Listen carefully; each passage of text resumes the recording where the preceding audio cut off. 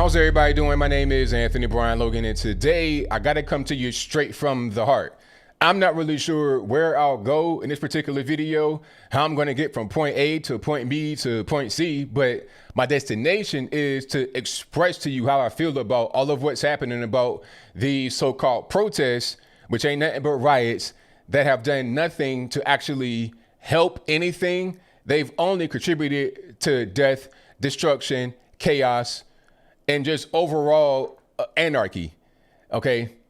First things first, I have zero empathy for any looters, anybody that's engaging in violence, none of that.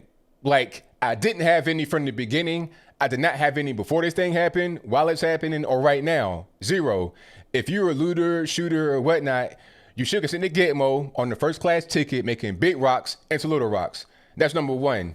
But number two, there was a little bit of empathy there for peaceful protesters. And when I say little bit, I do mean little bit. I'm talking about out of 100%, maybe 2%.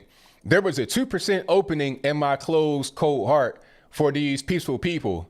Okay. But now, after what I've seen over the past few days, that 2% is gone. I've welded that door shut. I've taken it out of my heart and thrown it away. You're not gonna find it anymore, okay? I have no empathy for the looters or the so-called peaceful protesters. I see them as the same people, and I'll explain that in a minute. The reason why I'm saying this right now is because, like I said, I've seen a few things over the past few days that have really sickened me. You have more black people that have been shot, killed during these so-called protests than were actually killed in the incident we're talking about, which is George Floyd. That was the original purpose, right? Because everybody's protesting and carrying on because of the death of George Floyd. They said, oh, well, the officers, they didn't get arrested. They were doing too much.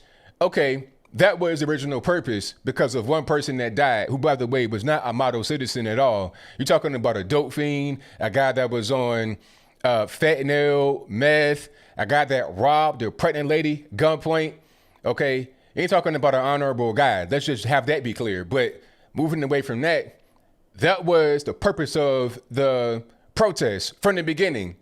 But now it is devolved into just pure pandemonium and chaos. The main thing that set me off and really affected me personally was the death of 77-year-old David Dorn. He was a retired police captain out there in St. Louis who responded to a burglary call at a pawn shop. So he's out there trying to protect the community, trying to protect businesses, and what happens? Not only does he get shot and killed right outside the pawn shop, it also is streamed on Facebook Live. Is anybody there rendering him aid? Is anybody there trying to help this man as he loses his life right there on the sidewalk? 77 years old. My granddad was 74 when he died, and I know how much I looked up to him. He was like my idol. 77 years old, shot, killed after 38 years in law enforcement. This man had 5 kids and 10 grandkids. So imagine, you go to your pop house for Thanksgiving, Christmas, or whatever, now that's gone. All because of what? You win a flat screen TV from a pawn shop? Is that what you think that his life was worth? People looked up to him, not just in his family, but also in the police department. The younger people, the rookies or whatever, people that were under him, younger than him, looked up to him. Grown men looked up to this man and admired this man. He probably was the most prominent member of the family, the most successful in the family, and you want to take him away? What did we talk like? If that is how you express that Black Lives Matter, I don't understand how that makes any sense. Okay.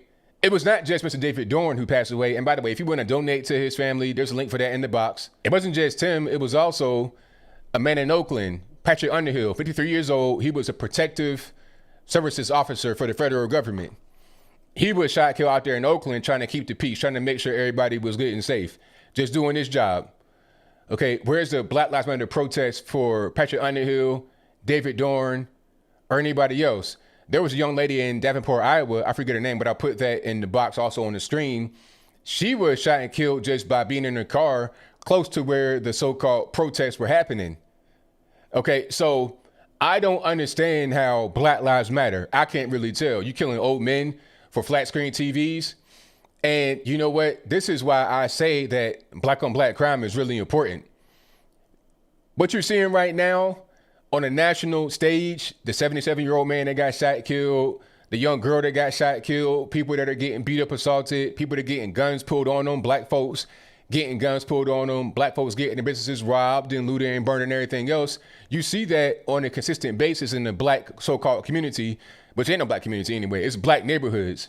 You see that all the time in black neighborhoods consistently. Okay, so when I talk about black on black violence, I'm talking about that. I'm talking about the everyday chaos, pandemonium, and destruction that we do to each other in our own communities. That's what I'm talking about. That's why it matters. So when anybody want to call me a coon or Uncle Tom or a sellout or a Sambo or something like that, what are you even thinking about? You're the coon. You're retarded for not wanting to talk about the most important and pressing thing. You'll talk about some of these criminals that get murdered in the street, and sometimes rightfully so, by the police as some kind of injustice. But then when your granddaddy get killed, when your grandmama get killed, when your girlfriend, your wife, your sister, your mother, your brother, when they get killed in your own community, oh, it ain't no real big deal, right? Ain't no real big deal. It's ridiculous. And to anybody that's out there so-called peacefully protesting, you're part of the problem. I blame you too.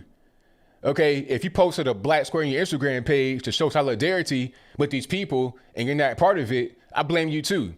Now, you may not even know that you're part of the problem, but you are, and I'll explain to you why. When you give these people, these cretins, these demons, any kind of leverage, any kind of support, you aid in their cause because they have strength in numbers. When you go out there to these riots that are disguised as protests, the sheer numbers of people, it sparks a lot of this stuff that goes on. Okay, it gives them cover to go out here, loot, shoot, rob, and steal. It gives them that cover. So when you out there so-called peacefully protesting, you're adding into it. You're giving them more attention. You're feeling the fire. You're not trying to put out the fire. I care about those that are out there after all the melee happens, trying to clean up their business, trying to clean up the streets. I got love for you. But if you're out there just so-called protesting peacefully, what are you even doing? What are you thinking about? And define peaceful protesting. If you're blocking streets, blocking traffic, and you're not actually engaging in fisticuffs or shooting people, that's not peaceful either.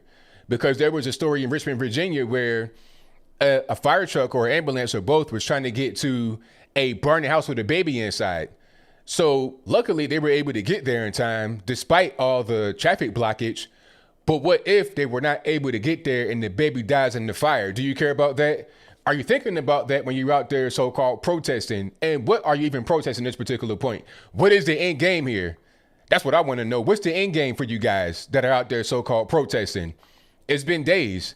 Like you could say that it's about recognition and trying to spread a message and trying to be vocal, trying to, get some attention to the cause, trying to, okay, everybody knows what the cause is. Like, it ain't nothing new. Police brutality, white man bad, orange man bad. Okay, we get it. And so what? Do you need to take days to do this, to get that across? How many more black people, white people, Asian and everybody else have got to die, have got to get seriously injured, have got to have their lives and their businesses ruined before we say enough is enough and it's over with? If you were out there protesting peacefully, non-peacefully, you are the same in my eyes. I don't care. I just don't care anymore. I'm done. David Dorn, may he rest in peace. Patrick Underhill, may he rest in peace. Everyone that died as a result of the protests, may they rest in peace. I don't think the news will cover them too much. That's not really going to be a big thing, right? Who cares, right? Just another black person that gets killed in the black community, just the same as always. I'm getting tired of people trying to protect criminals, trying to protect those that don't need to be protected. I don't think that it was a thing that's good that George Floyd died, but if he did not live that kind of life that he was living, he'd still be alive today. Like I said before on my social media, if we put as much energy toward fixing the black community and all the obvious problems we have, rather than trying to put it out there and protest and making all these signs and whatnot, looting and shooting and carrying on, then we live in a much better place. We have a much better society.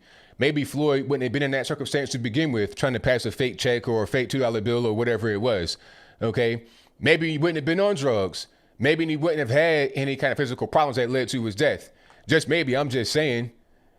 People have their whole ideology twisted. You want to protect criminals and speak about them all the time, police reform, social justice, all kind of stuff, right? Talk about them all the time.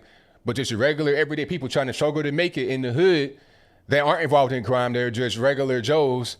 They get sent to the back burner. Your focus should be on the regular everyday person as is mine, not the average criminal. The criminal should be excommunicated from the community. They should not be caped for. They should not be protected at all.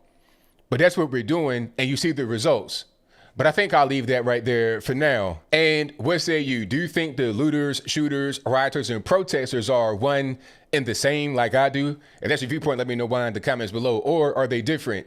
If they're different, then explain to me how. If you have the rioters and the peaceful folks out there at the same time, how you gonna know who is who? And also define peaceful. What does peaceful really mean? Like, define that. If you're out there in the mass of people, let's say it's 5,000 deep, you got 2,000 rioters, 3,000 peaceful protesters. What's the difference? It's all the same to me. You're contributing to the massive people. You're fueling all these things. You keep posting up things on your Facebook talking about go here, go there, peaceful protest. But you know what the end result is going to be? It's going to be riots. It's going to be just confrontations that don't need to happen. And for what though? Is it about George Floyd anymore? I don't think so. But whatever your thoughts are, please let me know in the comments below. And that's all I got to say for this video. If you like what you heard, please comment, rate, share, and subscribe. Peace.